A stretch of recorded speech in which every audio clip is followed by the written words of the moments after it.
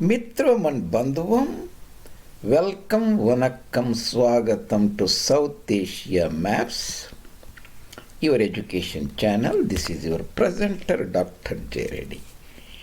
We are continuing our series of human ecology and predicament.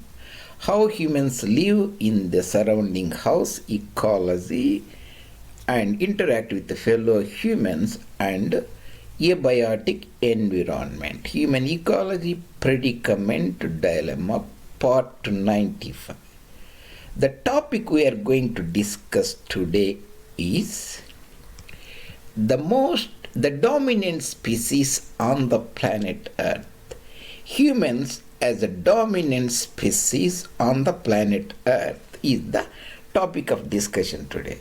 How they become dominant and what really means dominant. Humans, the binomial nomenclature are two names in biology they give is Homo sapiens. Sapiens means wise, sapient, sapiens. Homo sapiens means a wise person. That's what they named themselves. We named ourselves. Now there is also other human species on the planet Earth. Dr. Cotton coined the one Homo colossus. So you see this icon in our series many times. Homo colossus, HC, Homo sapiens. Essentially, is interbreeding among Homo sapiens, same but is a very big resource consumer, colossal giant with a big ecological footprint. That is that. Here, this icon you say this is the world. Eurasia, Europe, Africa, Asia, the world. World war, too many people, too much population, too crowded, too little jobs. That is the definition. The new world, once upon a time, the new land, the new world, less people, more opportunities, more jobs, dreamland. Used to be. So world, the new world. Homo colossus, this icon is represent the dominant species on the planet Earth. That is the topic of discussion today. And if you are new to our educational channel, this is YouTube channel South Asia Maps J. Reddy. You can go there. And I have already posted I think more than 330 or so presentations in varied diverse topics: human ecology, history, heritage, culture, geography, the railway lines, battles, and Indology, and so many. You can go and look at it. And today's topic of discussion is humans as the dominant species on the planet Earth, 94 part. Other parts also I have posted in the playlist. You can look at that. The dominant species on the planet Earth. What really means dominance? Does the dominance means numbers? Perhaps, but not really. Let's say here I have given the numbers. Those people are not familiar, and this million means there are 6 zeros after 1. Billion is 9 zeros. Trillion.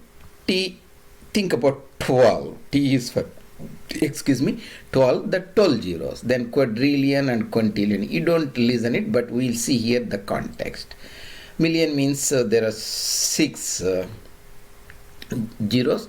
Let's say there are 1400 million people in South in India. That is 140 crores in the local terms. In 700 districts, means each district in India on average should have 2 million people if you distribute in the urban centers uniformly. At the global level, that is 9 zeros billion, there are 8 billion people. That is same as 8,000 million people as of 2022 AD, the big number. Trillion means 12 zeros, means the US government, say for example, takes the revenue, collect the tax of $4 trillion per year, spends around about 6 or so trillion dollars, means $2 trillion money it prints as a deficit and runs the government. Then other important number is quadrillion, 15 zeros, quintillions, 18 zeros. 15 zeros means there are ants. If you take on the planet Earth at any time, Wikipedia says there are more than quintillion ants on the planet Earth. Ant is a part of insects. Others are like the grasshoppers and so on, the butterflies, moths. If you take the insect population on the Earth at any time, there are 10 quintillions. Means 1 quintillion is 18 zeros. 10 quintillion means 19 zeros after one. Very big number. Even though they are bigger in number, the ants, that is 1 quadrillion, and the insects, 10 quintillions, we don't call them dominant species even though their number high. So humans are dominant species because they play a very critical role. Their number itself is very high, 8 billion. Biomass level itself, 8 billion people. 8,000 million people, multiply, let's say in average maybe 50 kilograms per person, you get tremendous amount of the biomass itself, but they have more impact on the planet Earth ecosystem. Generally all the organisms, all the rest of the animals, they are just residents of the ecosystem. They reside in the ecosystem. Whatever the nature gives, they live as per the sustenance, and they don't have that much impact. Whereas the humans have the ability to manage the ecosystem, change the ecosystem, influence it immensely. That's why humans are the most dominant species on the planet Earth. How we became dominant species? Initially around about millions of years back during evolution, we are just like a part of any other species, like foragers, hunters and gatherers. Numbers are very small, fooders were very less, and even day-to-day living for the humans and their groups are very tough. They have to find a prey next day, hunt it and eat it, and for a couple of days go hungry and so on. Their lifestyles were very simple. They lived very short duration, 30 years or so. So conquest of the fire, the invention of the fire, then they start manufacturing the simple tools like the arrows and bows to kill the prey and so on, and development of the verbal language so that they can coordinate with each fellow members during the hunting and gathering and their survival. Then around about 800 BC, they accidentally learned they can domesticate the plants, domesticate the animals. Now previously they have to go and the animal, that is the rich energy source or food. Now just by sheltering them and keeping them in their sheds and areas, and they have ready-made amount of food. A cow gives them a lot of milk and a sheep gives them some goat milk. They can also butcher the goat and eat it. Plenty of nutrition. That means the dawn of agriculture, horticulture, animal husbandry increased their dominance on the planet Earth. Then the symbol wielding human, Homo sapiens, they use the symbols, the language to communicate. All animals have only genetic heritage that transfer from generation to generation. Like once, according to the genetic traits, the offsprings know how to hunt or forage and gather. Whereas the humans, they transfer the cultural heritage, inventions and all those things. Once you know how to domesticate the plant and sow the crops and harvest them, you can tell your children that your children will be benefited from your previous knowledge.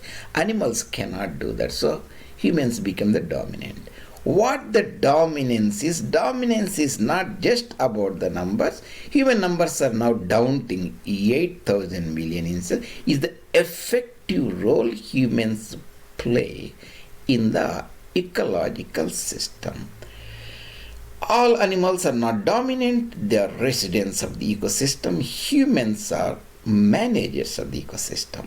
Humans do extensive modification to the human system. Large scale constructions, you see the damming of the rivers, everywhere urban centers, high-rise buildings, and digging the soil and all those things. Steam engine discovery, fossil discovery, fuels, industrialism, military industrial, all them catapulted Homo sapiens to Homo colossus, giant resource consuming human, and made them dominant species. There were 8 million Homo sapiens in 8000 BC. You fast forward 10,000 years, around about 2020, we see 8,000 million Homo most of them Homo colossus on the planet Earth, the most dominant species on the planet Earth. How we became, Dr. Cotton's work, Overshoot and Bottleneck, some of the ideas come there and you can take a look at that. We took over the humans. Previously, all their competitors, plants and animals in the habitat or forest, lived as per what the nature give, the sustenance. Humans removed the forest and start farming, so they took over the land from their competitors. Generally, most of the animals cannot do, but animals and plants replace the previous era. That is a different story. And they took over the land from the competitors. Second stage is they drilled temporarily, found minerals, metals, coal, and started industrial agriculture and so on. So that have provided plenty of food. So they increased their numbers and become dominant over others. So that essentially Homo sapiens become Homo colossus, gigantic humans, resource-consuming prodigals. That means all other animals, they are not dominant because they are members of the ecosystem, whereas the humans are managers of the ecosystem. Rest of the animals, whatever the carrying capacity the nature gives, the food the nature provides, they just live. They cannot increase their number tremendously. Let's take for example the lions. They cannot go and capture certain, let's say, the deers and fence them and raise them like poultry farms, increase their numbers and eat on them, increase the lion population. They cannot do it. Humans can do it. Poultry farming, sheep farming, large scale wheat farming and corn farming, and those are managers of the ecosystem. So their numbers, they can increase tremendously. There are, essentially the most important thing is the humans discovered the fossil fuel, the unearthed is that was sequestered or bottled by the nature for millions of years. With that, they discovered and ran the history of the industrial civilization, food production. So they have become very dominant species on the planet Earth.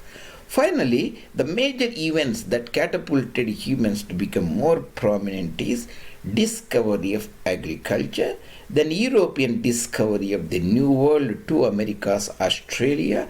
They provided plenty of the land and non-competitive environment so that human numbers can be increased. Humans becomes colossus. And accidental discovery of fossil fuels, coal, natural gas and oil, that provided a impetus for humans to run industrial agriculture and modern medical industry and infrastructure, become more humongous and numerous, 8 billions, increase the carrying capacity that the competitor animals couldn't able to do it. That is the reason why the humans are the most dominant species on the planet Earth. They're dominant not simply because their numbers, they're dominant because they modify the environment tremendously. If you go and look at the New York City for 100 kilometers radius, everywhere humans, infrastructure, humans, apartments and buildings, roads and humans. Go and look at Tokyo, look at Jakarta, Delhi, 20 million people, Bombay, 20 million, Madras, 20 million. Everywhere you see them. That's why they're most dominant species. They replace their take for example any other urban cities in India. 200, 300, 400 years back, there are less people, lot of habitat and environment. Now they have cleared everything and they populated themselves, taking over the land at the cost of competitors. That's why they are the managers. As the managers of the ecosystem, they are the most dominant species. That's our Homo colossus dominating the planet Earth, the old world, new world, with almost 8 billion. So that is the topic of discussion today. And Mitram and Bandhuvam, I really appreciate you joining me today. And if you take some time and put your comments or any suggestions or criticisms. That will be greatly appreciated to know your viewpoints. See you later in other presentation.